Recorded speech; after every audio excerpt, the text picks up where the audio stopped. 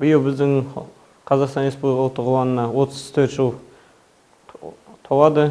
Біздің ұлттық ұлан ең бірінші маңызды тапсырмалары отанды қорғау, біздің еліміздің ішкі тәртібін сақтау, біздің мысалы күзет мекемелерді күзету және де мысалы табиғи апаттар, мысалы биыл біздің солтүстік Қазақстан облысында алсақ, солтүстік Қазақстан облысы біздің 66-37 әскери бөлімнің сарбаздары, офицер, сержанттары солтүстік Қазақстан облысының аумағын табиғи апаттың су тасқынынан көбінесе былтырда қатысты. Халыққа тығыз көмек көрсетті жеке құрамымыз. Офицерлер, сержанттар, солдаттар барлықтары қолын беріп, қол үшін отан алдында борышын атқарып, елге қызмет етті. Негізінде қазіргі уақытта біздің әскери сана өте дамып келеді деп мен өзім ойдамын. Неге десеңіз, көбінесе инфраструктура, жаңа техникалар, жаңа қару-жарақ біздің әскерге беріп жатыр үкімет және қамтамасыз етіп жатыр. Өйткені қазіргі таңда ең бірінші отан алдында, үкіметтің алдында тапсырманы орындау үшін жеке құрам киім-кешек, азық-түлік және де техника, қару-жарақ бәрімен қамтамасыз етіп жатыр. Сол үшін алға қойған мақсатты, алға қойған тапсырманы біздің жеке құрам орындайды деп сенімдемін. Енді жас балалар, жас сарбаздар біздің сапқа тұрғанымен, келуімен ең бірінші олармен сабақ өткізіледі. Оларды сабақта тактика, атыс дайындығына үйретеміз біз. Және де күнделікті қызметте, сол қызмет уақытында олар ең бірінші отан сүйгіш, өзінің міндетін абыройы атқару үшін және де жеке құрамды моральдық психологиялық дайындық өтеді. Сонымен қазіргі жастар әскерге келген кезде ең бірінші отбасыға деген сүйіспеншілік, екіншісі отан алдында патриотизмді үйретеміз және моральдық психологиялық тұрғыда олардың жеке құрамды біз көтереміз және де үйретеміз деп айтуға болады. Мысалы 66-37 әскери бөлімде ондай проблемалар жоқ деп есептеймін. Бірақ соның өзінде күнделікті жеке құраммен біз тәрбие жұмыстарымызды өткіземіз.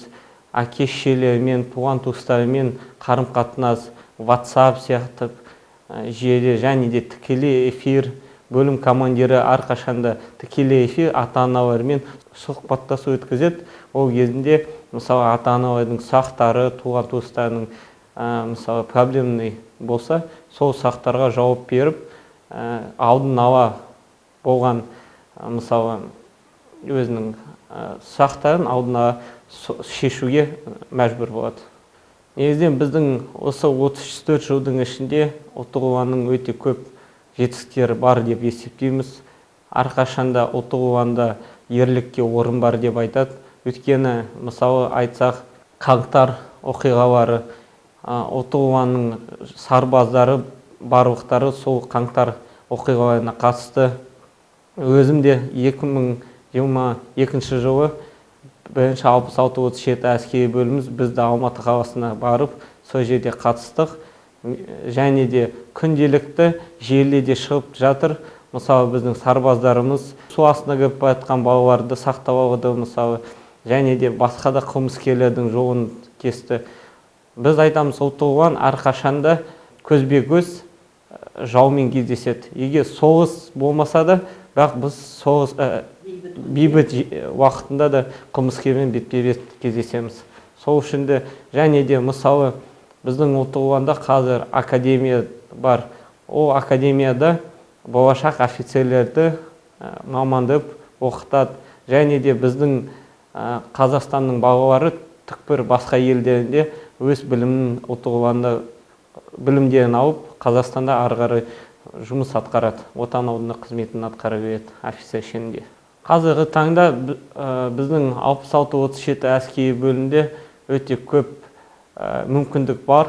Қазіргі сарбаздар, мысалы келіп жатқан үкіметтің шешімімен қазіргі сарбаздар 6 ай қызмет атқарып, 6 айдан кейін келісімшарт бойынша әскери қызметші болып қалуға мүмкіндіктері бар, ең бірінші. Екіншіден, Сарбас 2.0 деген программа бар бізде. Сол программа бойынша егер сарбаз өз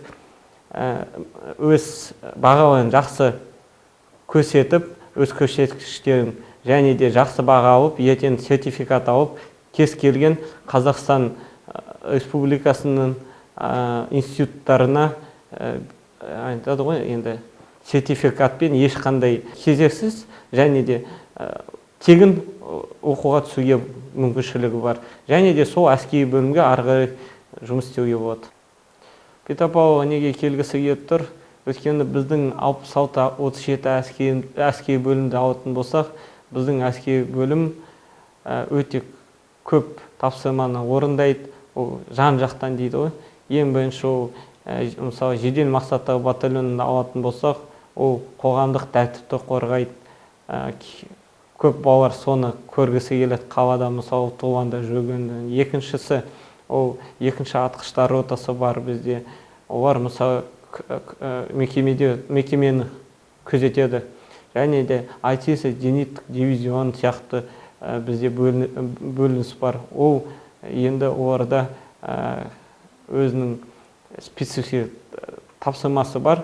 Ол мысалы ол жақта тек қана специалисттер болады. Сол үшін де менің ойымша жастар сол 66-37 әскери бөлімге қызмет атқарғысы келеді. Өйткені олар оқу пунктте оларға бәріне түсіндіреді, ары қарай өзіне қарайды, қайсы жақын болады. Неге ұлттық ұланды таңдадым десеңіз, ең бірінші ұлттық ұлан ол елдің тыныштығын қорғайды, қамтамасыз етеді. Мысалы қаладағы тәртіпті қорғайды, сол үшін таңдадым. Екіншіден, мүмкіншіліктер қазір көп.